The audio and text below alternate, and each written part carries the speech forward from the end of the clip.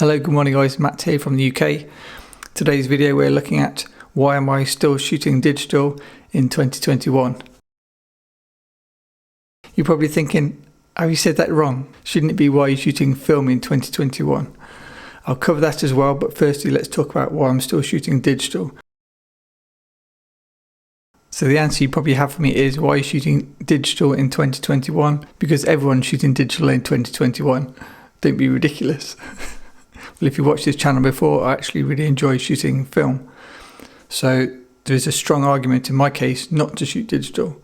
So let's go through 10 points on why I still shoot digital photography in 2021. Number 1, paying clients. Some clients expect digital photography. It's kind of, everyone just assumes that you shoot digital photography, which is a fair enough assumption in a digital age. They could be wedding clients, they could be portrait or model clients looking for portfolio work, or it could be ad hoc clients, maybe a hotel or whatever else I've been kind of caught up in and asked to take photos of. Number 2, probably my second biggest use of digital photography is testing my lenses and gear. So one big advantage of having a instant photo on the back of your camera is if I'm testing vintage lenses for then using on film cameras, I can check instantly to see if the lens is working and if it's sharp, if it's not sharp, if there's any problems with it, haze, fogging, if it's flaring really badly at the sunshine. Rather than waste a whole roll of film by shooting it on film, I can check with my digital camera first. So that's a big use for me on why I use digital bodies. Number 3, I use digital images as a currency. I pay for things in photos and get something back in return. If I didn't have the digital currency, I wouldn't be able to get the exchange as easily. I could probably use film, but everything takes a lot longer. I'll come on to that. So my digital currency is my photography, and I use my digital currency of photography as a bartering tool to say work with model agencies or to work with models. Models will give me their time and I will give them my photos. Agencies will give me their models, I will give them my photos. It's a really useful kind of bartering tool where I can give something back. For those of you photographers that remember peel apart film and kind of Polaroid film, back in the pre-digital days people used Polaroid or peel apart film for testing their lighting setup. So you'd have a Polaroid back and then your roll film back. You'd attach your Polaroid back first, fire your strobes, peel your film open. Something like FP100C or FP3000B, they were film stocks that I used to use. Peel them open, check your lighting looks good, and then if it looks good, you take your Polaroid back off and put your roll film back on, and then you do your shoot. I use digital in the same way. I use it to test the lighting setup before shooting film. I'll come on to that a bit more in a second. Now this is both an answer and a question to some of you pro photographers that used to shoot film pre-digital. I shoot digital to warm my models up. What I mean by that is when they arrive cold, as you could call it, they're not going to give their best results straight away. So by shooting digital, I get them into the flow, and then once they start to look good in my kind of mind, I'll then shoot film. My question to pro photographers of pre-digital era: how did you warm up your models before actually shooting the film? The 2 ways I could think of doing it as a practical minded person is number 1, shoot away and have an empty camera. So you're just clicking and then there's no film inside. So they're getting warmed up in terms of they're getting the hang of it, but you're not wasting your film. Or number 2, I guess you're just shooting a lot of film and those near the end will be your keepers. Let me know in the comments, I'd be interested to hear that. Thanks. Number 6, I use the image on the digital LCD display as a visual aid to help the model. It may sound obvious. If you shoot only film, it's very difficult to get a new model to you confident with your abilities if you have nothing to show on the back of the camera that she's actually getting some nice pictures out of it. By having a digital camera with me, I can shoot some digital photos, show her on the back of the camera, and she's like, I look pretty good. And then she'll get a confidence boost, and then she'll up her game and then start to produce even better images. It also works in terms of she can fix her hair, or she'll see something on her clothes that maybe I didn't see, and she can adjust that, and then we can shoot it again. So by having kind of a 2-way dialogue with your model, it really helps in terms of getting better images. By shooting digital, it gives you the ability to do that. And I know some photographers shoot tethered, so you shoot into a laptop so the client can see on a screen, nice big screen, how the images are looking, and then you get, again, it works in the same way. You get the dialogue and you can improve your images. If you shoot only film, you can't do that. Number 7, in the era of social media, sometimes it's really nice just to have a quick image to share to, say, Instagram or an Instagram story or Flickr, where you can share something either real time or shortly after taking the image. So you don't need to wait a day for your film to be developed and then get it dried, scanned and then shared. That's obviously really important for journalists and things like that, but even for as a portrait photographer, social media is obviously a big thing these days, so digital photography helps me in that way. Number 8, as a blogger and YouTuber, digital photography is good for me to get quick product shots to then load up onto the internet or into the videos, where I just need a quick visual aid, something simple to get it onto the computer. I could do that with film, but it's a lot more effort to do the same job. Number 9, I always carry a digital camera with me. What I mean by that is I always carry my phone. I can't show you because it's got the notes in front of me. But by having a super compact digital camera with me all the time, but it's always really useful for kind of a one-off moment that you may not expect. Maybe I'm running and I see something pretty, I can get a quick snap or a quick memory. And digital photography, in terms of using a smartphone, works really well for that. And lastly, number 10, another reason I shoot digital is a backup for my film. Now this may sound strange, but I shoot my key images on film, but then I also shoot a backup with digital because I'm normally testing on digital, and then I'll shoot the proper image on film. This works quite well because if you're using a lot of vintage cameras and lenses, as I do, see all the various videos, if for some reason you're testing a new camera and then it has a problem and there's a light leak or the film developing fails or whatever reason, you do have a backup copy of the same photo on digital that you can pull if you need to. Ideally, I almost always try to use my film images because that's my preference, but if I need to, I can use my digital backup images. Okay, so if we now flip that, I can now answer the questions that you guys sometimes ask me. Why am I still shooting film in 2021? This is much easier to answer. You've probably heard a lot of these before, but this is just what's important to me. I guess the easiest way to answer the question to start off with, I don't value digital photography personally. Therefore, I really value film photography. Number 1, I enjoy making a tangible product. Yes, there's the argument you can print your digital photography and then you have a tangible product, but when I think digital, I think kept in a digital format. And when I think film, I think of the negative. So even if you lose your scan, you can rescan your negative and you've still got a tangible product. And I like the idea that you can make something which could be found in 100 years' time from one of your relatives, and you're kind of capturing history, and I really like that. Number 2, I love film because it's imperfect. For me, imperfect is perfect. I find digital too sterile, and I'll come on to that in a second. Number 3, as a portrait photographer, film has a softer look than digital. Again, digital can be very clinical and film has a much softer rendering, so it works really well for my kind of female portraiture. Number 4, film has textures and layers. So unlike digital, which looks kind of single layer, because of the textures and the way film is made in layers, you can get a much more kind of three-dimensional image, and I like the depth that you can get in film. Number 5, I love the timeless look that can be achieved by shooting film. My kind of go-to style, I guess, is probably that of a timeless look. That's why I shoot black and white most of the time.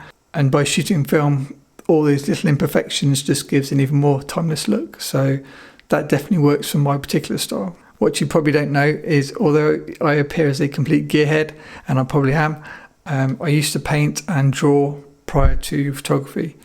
So I do have some creative juices in me that I need to kind of let out. And I find shooting film is closer to my painterly memories of doing painting. I feel it's just a more artistic representation of the subject in front of you. Number 7, this is a big one for me.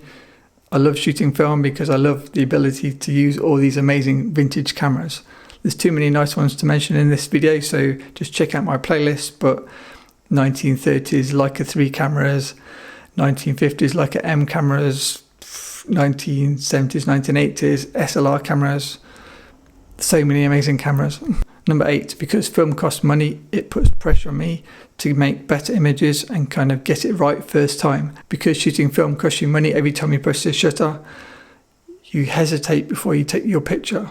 And by doing so, I'd like to think it makes better pictures. I'll come on to that again in a second. Number 9, why fake it when you can shoot the real deal?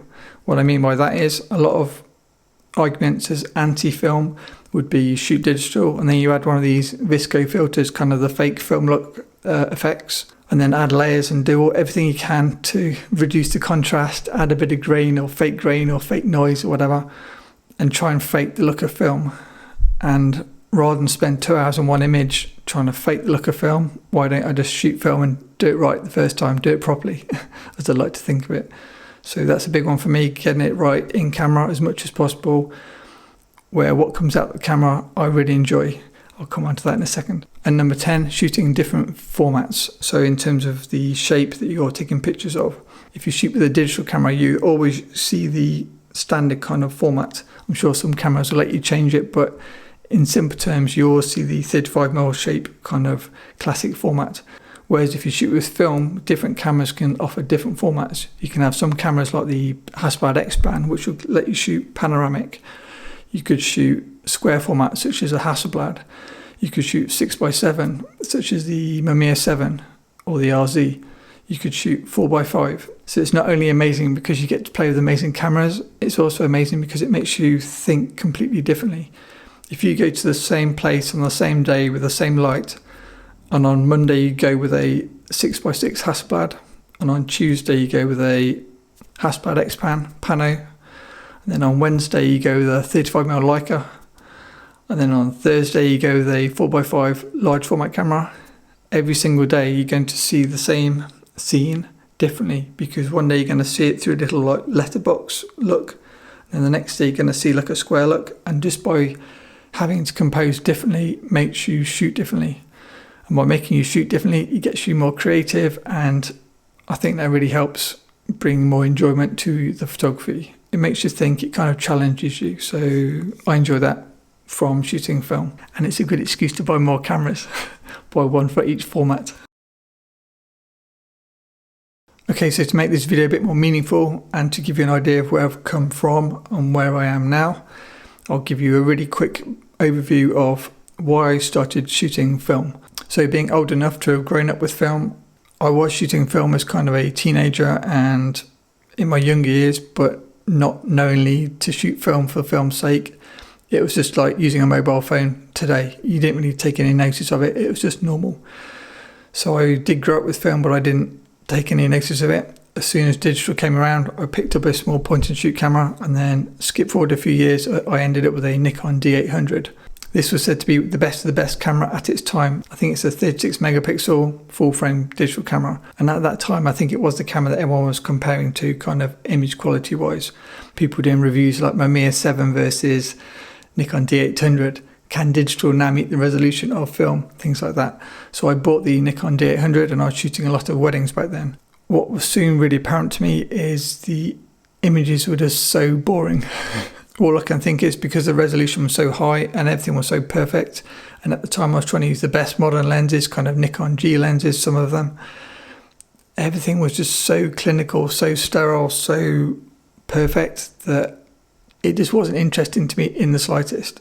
So then I was spending hours and hours and hours trying to make an image look good in post-production, and I'm sure some of you can relate to that just from your own photography journeys.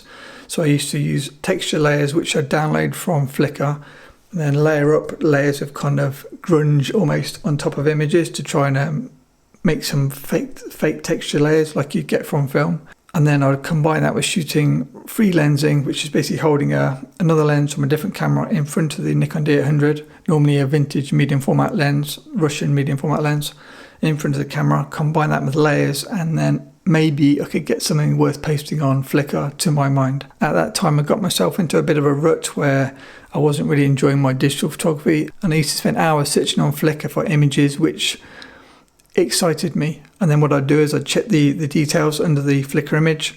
If you've never seen my Flickr images, always check underneath because there's a ton of details. I used to check under the image of a photo that I liked and then write down the details.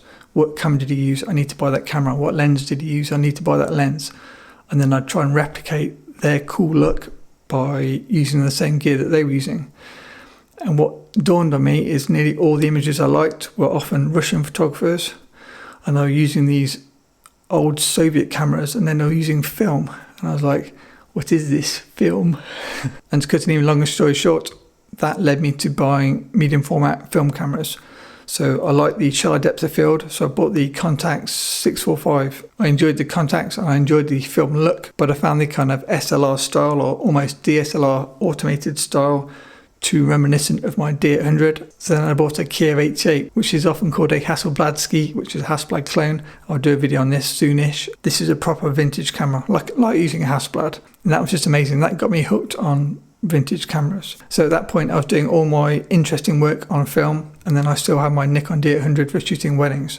Then for one of my workshops, a guy brought his Nikon D800 case and all his lenses, and his Leica M9 and all his M lenses. And he's like, would you like to try my M9? And I'm like, oh yes please, that'd be very nice. Oh, a Leica. Never seen one of these before, and I'd never even seen one before. And this was maybe 10 years ago. 10, maybe less, 8, 9, I lose track, some years ago. I tried this M9 and I saw the photos. They looked like film, but they were instant. And I was like, oh, this is amazing. So as soon as the guy had left, before he got back to his house, I'd already bought an M9 on eBay. Now, the reason I'm mentioning the M9 in this video is because the M9 stopped my film photography almost completely for maybe 9 to 12 months. Check back on the blog if you're interested. I did document it all. The look of the Leica M9 CCD sensor was so filmic. I know this is often an overused word, but it reminded me so much of film in terms of it was imperfect that I just stopped shooting film. And I thought that was the end of film. But then luckily, as I wanted to start playing with more and more cameras, I then started shooting film again. And so we're back on track. I then bought the Leica M240, and that just completely killed my digital photography. Again, I've documented it all on the mrleica.com blog, but I think I wrote something like it took me 9 or 12 months to learn to love the M240. I really didn't like the images. The CCD sensor was so similar and reminiscent of my disliked Nikon D800 images. I was like, oh, what have I done? I've just part exchanged a really amazing M9 for an M240, which just looks as bad as my Nikon D800. I then spent the best part of a year developing my own Mr. Leica presets, available on the blog, cheap plug. And now by adding the presets to any of my digital cameras, I'm happy enough with the images that I can use them and they don't kind of annoy me. But it took a long time to get to that point. So that brings me back to 2021. I still shoot my Leica M240 with presets, and I still use my Leica CL with presets, but I often use vintage lenses these days, classic lenses. By shooting with classic lenses, they help add imperfections into the photos. That I like. It's a softer look, so when I'm doing my female portraits, it gives their skin a bit more of a chance. I can use lenses which glow a bit more and just kind of add more character to the image. So that's my digital photography today, but it's worth mentioning. If I'm not shooting models, I only shoot film. So any personal work, for example, when I went to San Francisco a couple of years ago, I only took film cameras because I had no need to show anybody on the back of the camera what their image looked like, and I had no need to warm anybody up by shooting digital first. So I shoot film for myself, I shoot digital for clients. So that's enough about me. What about you guys? Here are 10 reasons why you should consider shooting film. I must point out, I'm in no position to tell anybody that they need to shoot film. This is just some benefits I've enjoyed which you may find useful for your own photography. Number 1, film photography can slow you down. Now this is often an overused statement. If you use a full automated, say Nikon F5 camera, it's not really going to slow you down when you can shoot 1 million frames per second, whatever that count was we did on that video. That type of camera will not slow you down. However, you can pick film cameras that will slow you down. Extreme example, you could shoot large format. Large format cameras inherently slow you down. Or you could use something in between like a small Leica. It will take you a bit longer to kind of compose and focus, thereby slowing you down. Number 2, cost. Every time you click the shutter, some money comes out your pocket. That's going to make you shoot better in 3 ways as I can see it. Number 1, you'll compose more carefully. When I do my digital test photo, I'll be like click, click, click, click with the model. Then I'll be like, wait, stay there, I'm going to shoot film. I'll bring up my film camera, and then before I take it, I'm like, just move your leg to the left a bit, just raise your arm up a bit, chin up a bit. And because I'm now shooting film, I instantly get more picky, much more picky, even with a super stunning model. Like, can you just do this? Can you just do this? And then I'll shoot film. So number 2, you will compose more carefully when shooting film. Number 3, if you're a street photographer, you will time it more carefully if you're shooting film because it costs you money. So for example, if you're in the street, you're just going take, machine gun approach. Hopefully somebody's going to walk past in a minute. Keep taking, take. Yeah, someone's bound to be coming back in a minute, take. 1,000 pictures later, one person's walked through your scene. If you shoot film, it's going to cost you money, so you're going to wait. The famous decisive moment. You wait, you get good at what you do, you pre-visualize the scene, and then as they walk through your scene, click, get the shot. So I think timing will improve if you shoot film. Number 4, shoot less and when it counts. Going back to the street photography example, if you're shooting digital, you have unlimited pictures, so you can just pretty much take photos non-stop. The downside to that is at the end of the day, you're going to get home, you're going to have 1,000 images to go through, and maybe you have 5 keepers. Is that a good ratio perhaps for a day out? If you shoot one roll of film, 36 images, it's highly likely that because you thought more, timed it better, composed it better, you might have 10 keepers from your 36 images. So you're shooting less, but you're getting more keepers. So sometimes you may think, well, if I shoot tons, one of them's bound to be great. Yes, that's true if you get lucky. But wouldn't it be more rewarding if you got a good photo because you put the effort in to calculate and make that good photo, rather than just snap up your machine gun and hope you get your shot? Number 5, as someone who really enjoys teaching and kind of doing workshops, pre-COVID lockdowns and kind of travel restrictions, do feel free to write to me if you'd like to organise a future workshop. Because I enjoy teaching, I can really appreciate how useful a simple film camera is to teach someone the basics of photography. Simple things: aperture, shutter speed, ISO or film speed.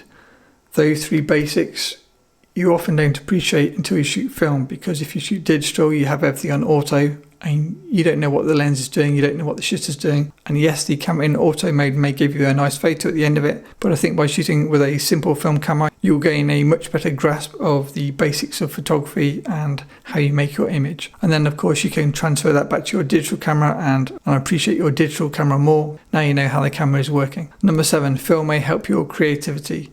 If you shoot, for example, a black and white film stock, you can't decide to then make it colour later. So you're going out with kind of your black and white glasses and you need to think black and white when you're taking your pictures.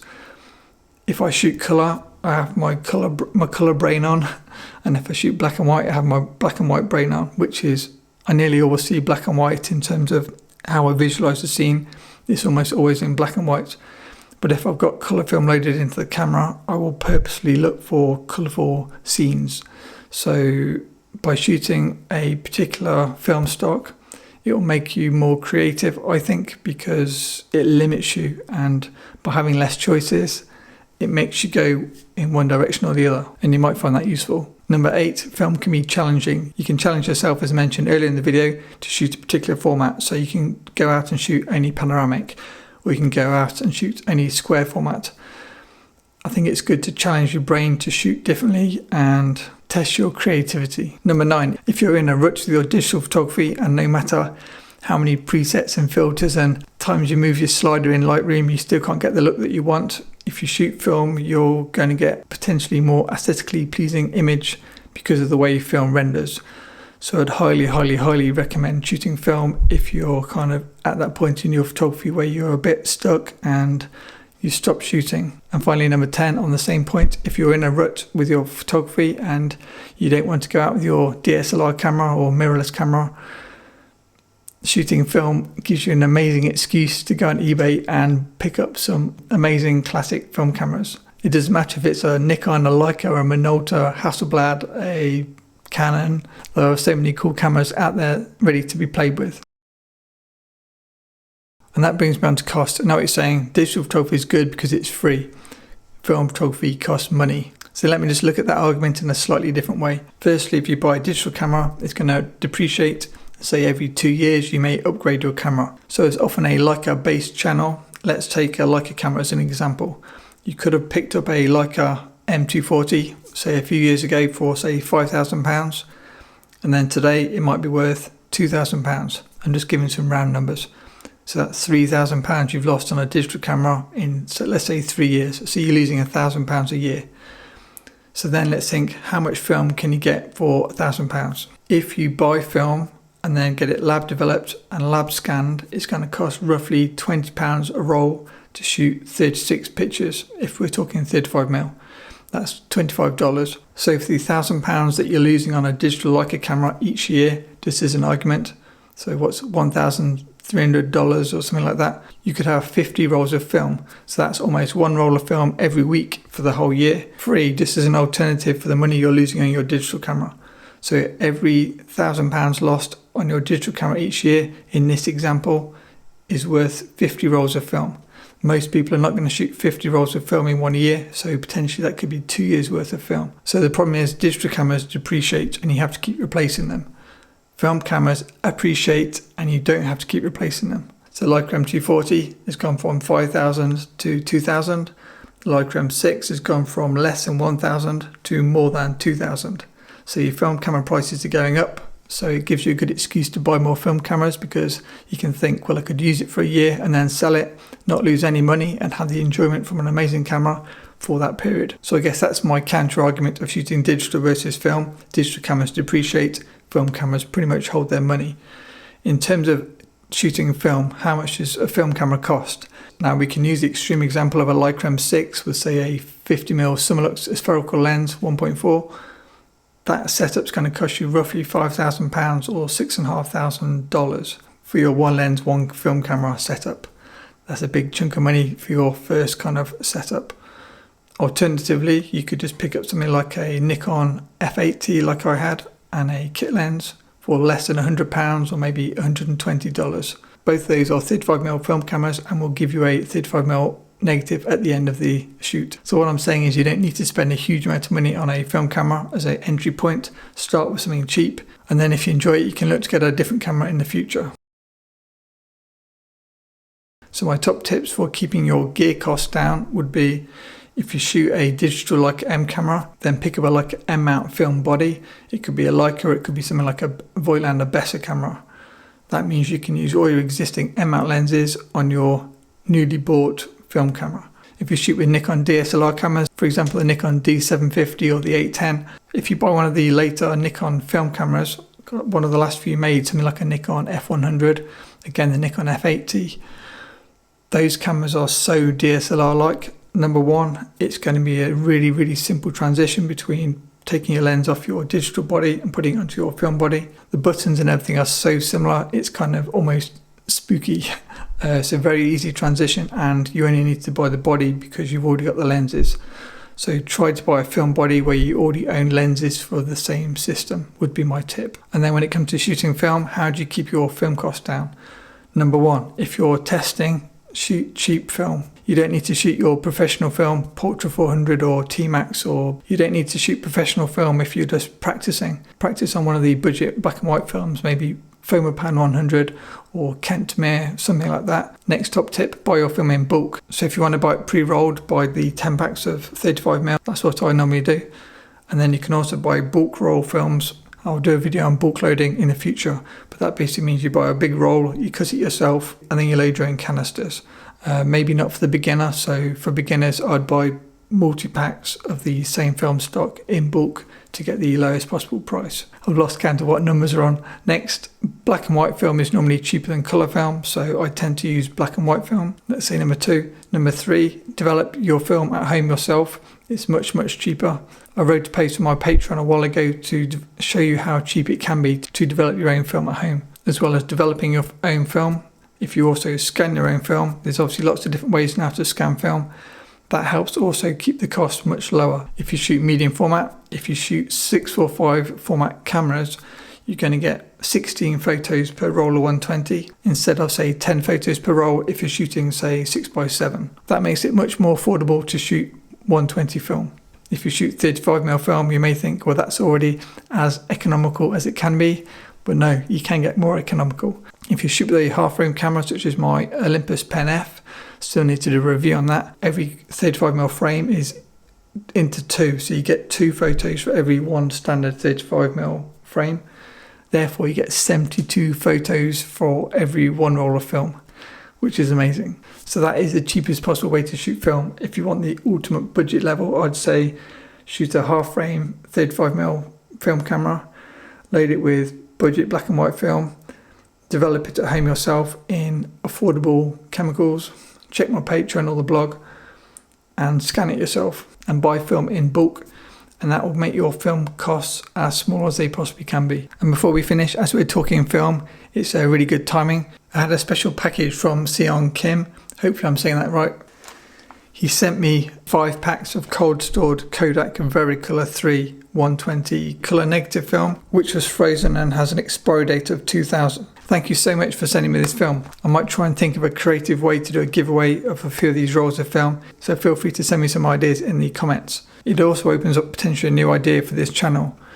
If you want me to test any particular film stock, if you want to challenge me to shoot some vintage film, send me some rolls of film in the post and I'll use the best camera, best lens that I've got that I think for that particular film stock, and I'll make a video about that film stock and share the images with you guys on YouTube. It can be current film as well. So if you want me to do a video on 35mm Cine Still 800 and kind of see what I can do with that film, or Kodak Echtachrome. So thank you again so much to Seon Kim for sending me this film. A future video will come showing results from this film. And I may try and think of a creative way where some of you guys can shoot some of this film, and then we'll share your results with my results in the final YouTube video.